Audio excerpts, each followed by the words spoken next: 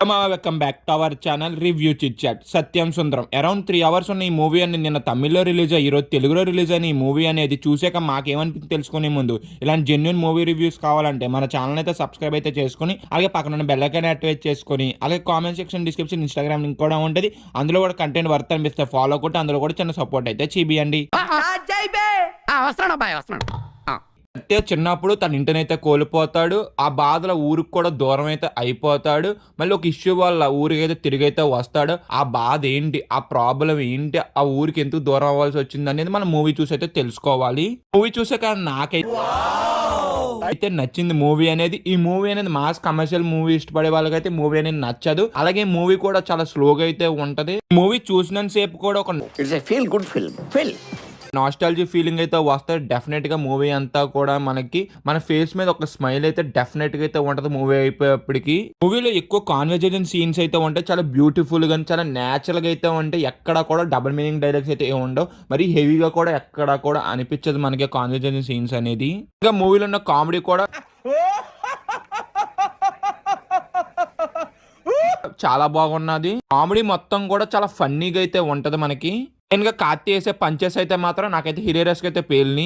Movie మంచిగా setup చేసుకుని మంచి డైలాగ్స్ రాసుకుని మంచి డ్రామా కూడా బిల్డ్ అయితే చేశారు మనకి మూవీ అంతా కూడాను. మీరు డ్రామా మూవీ లవర్స్ ఫ్యాన్స్ అయితే మాత్రం ఈ మూవీ అనేది మీకు డెఫినెట్ గా అయితే నచ్చుంది. ఒక హార్ట్ టచింగ్ అయితే ఉంటది. ఆ డైలాగ్స్ కానీ ఆ కాన్వర్సేషన్ సీన్స్ కానీ చాలా ఫీల్ గుడ్ గా అయితే ఉంటే మీరు డెఫినెట్ గా కనెక్ట్ అయితే అవుతారు. అబ్బా మీకు చాలా బాగా అయితే నచ్చుద్ది మూవీ అనేది.